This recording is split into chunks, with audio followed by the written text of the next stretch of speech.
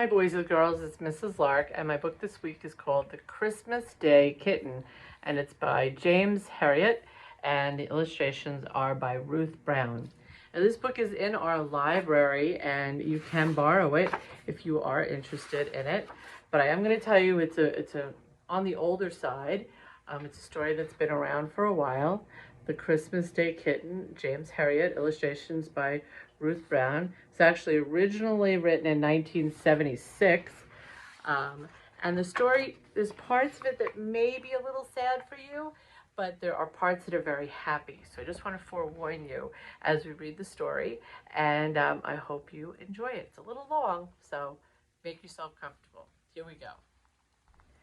Christmas could never go by without me remembering a certain little cat. I first saw her when I called to see one of Mrs. Pinkering's much-loved basset hounds.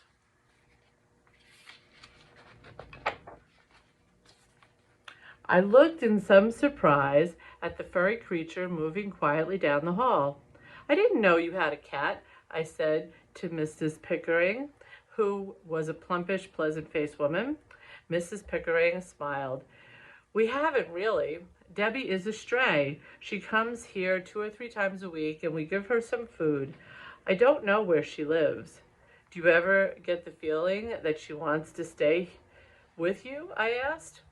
"No," Mrs. Pickering shook her head. "She's a timid little thing. Just creeps in, has some food, then slips away. She doesn't seem to want to let me help her in any way." I looked at the little tabby cat again. "But she isn't just having food today. It's a funny thing, but every now and again she pops through into the sitting room and sits by the fire for a few minutes. It's as though she were giving herself a treat."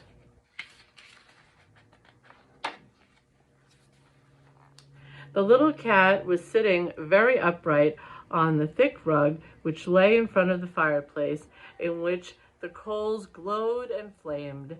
The 3 bassets were already lying there, but they seemed used to Debbie, because 2 of them sniffed her in a bored manner, and the 3rd merely cocked a sleepy eye at her before flopping back to sleep. Debbie made no effort to curl up or wash herself or do anything than gaze quietly ahead. This was obviously a special event in her life, a treat.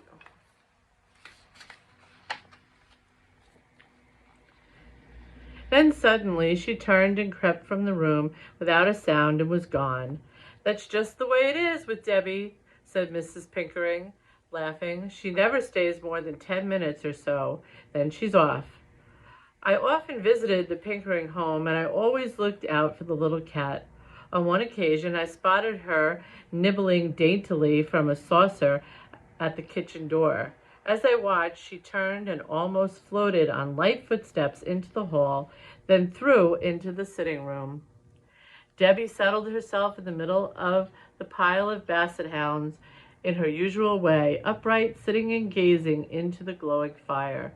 This time I tried to make friends with her, but she leaned away as I stretched out my hand.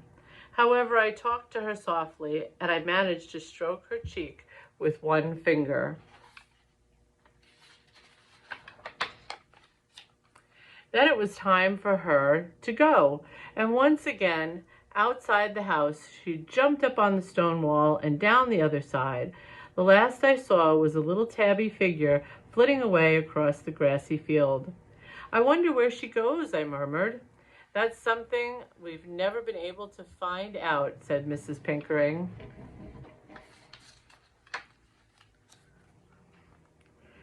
It was 3 months later that I next heard from Mrs. Pickering, and it happened to be Christmas morning.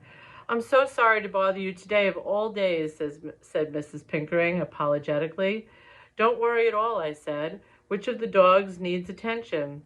"It's not the dogs, it's Debbie. She's come to the house, and there's something very wrong. Please come quickly." I drove through the empty market square. The snow was thick on the road and the roofs of the surrounding houses. The shops were closed, but the pretty colored lights of the Christmas trees winked in the windows. Mrs. Pinkering's house was beautifully decorated with tinsel and holly, and the rich smell of turkey and sage and onion stuffing wafted from the kitchen. She had a very worried look on her face as she led me through to the sitting room. Debbie was there, but she wasn't sitting upright in her usual position. She was lying quite still, and huddled close to her lay a tiny kitten. I looked down in amazement. "What have we got here?" "It's the strangest thing," Mrs. Pickering replied. "I haven't seen her for several weeks, and then she came in about 2 hours ago, staggered into the kitchen, and she was carrying the kitten in her mouth. She brought it in here and laid it on the rug. Almost immediately I could see that she wasn't well. Then she lay down like this, and she hasn't moved since."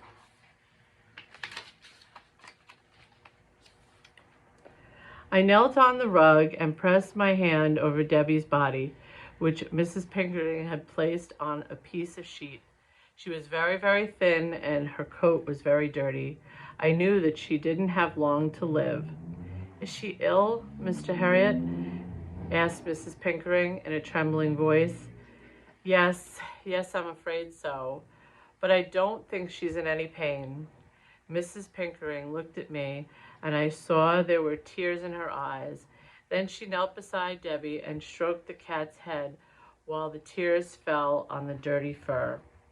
"Oh, the poor little thing. I should have done more for her." I spoke gently. "Nobody could have done more than you.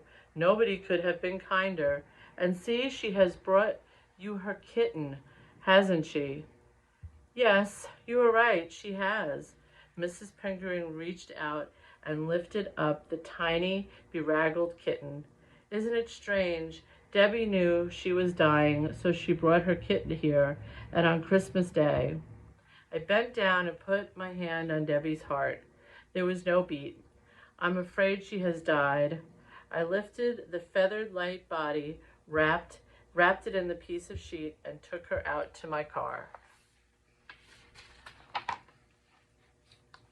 When I came back in, Mrs. Pickering was still stroking the kitten. The tears had dried, and she was bright-eyed as she looked at me. "I've never had a cat before," she said. I smiled. "Well, it looks as though you've got one now."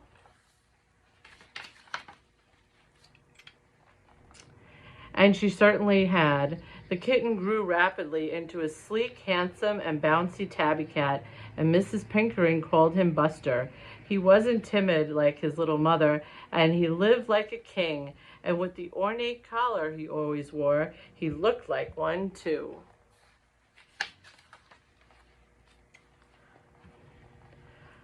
I watched him grow up with delight, but the occasion that always stays in my mind was the following Christmas Day, a year after his arrival. I was on my way home from visiting a farmer with a sick cow, and I was looking forward to my Christmas dinner. Mrs. Pickering was at her front door when I passed her house, and I heard her call out, "Merry Christmas, Mr. Harriet. Come in and have a drink to warm you up." I had a little time to spare, so I stopped the car and went in. In the house there was the festive cheer of last year and the same glorious whiff of sage and onion stuffing.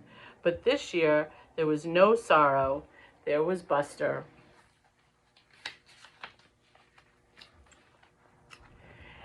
He was darting up to each of the basset hounds in turn, ears pricked, eyes twinkling, dabbing a paw at them, and then streaking away. Mrs. Pickering laughed. "Buster does tease them so. He gives them no peace." She was right. For a long time the dogs had led a rather sedate life, gentle walks with their mistress, plenty of good food, and long snoring sessions on the rugs and armchairs.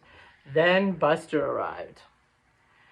He was now dancing up to the youngest dog again, head on one side, asking him to play.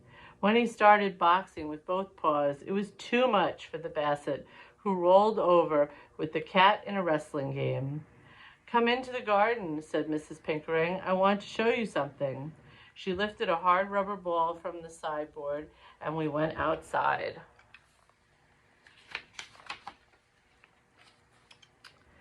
She threw the ball across the lawn, and Buster bounded after it, over the frosted grass, his tabby coat gleaming in the sun.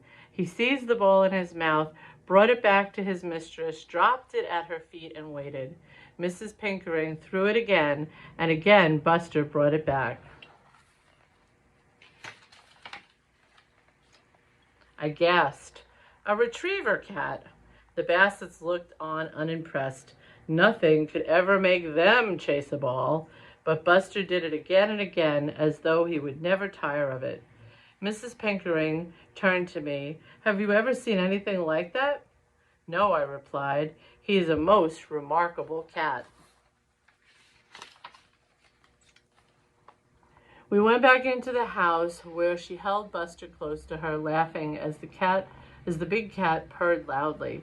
Looking at him, so healthy and contented, I remembered his mother, who had carried her tiny kitten to the only place of comfort and warmth that she had ever known. Mrs. Pickering was thinking the same thing because she turned to me, and although she was smiling, her eyes were thoughtful. Debbie would be pleased, she said. I nodded. Yes, she would. It was just a year ago today she brought him to you, wasn't it? That's right. She hugged Buster again. The best Christmas present I've ever had.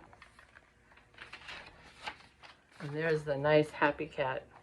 All right, boys and girls, I hope you enjoyed the story, The Christmas Day Kitten, and I'd love to know what you think. Have a wonderful week, boys and girls.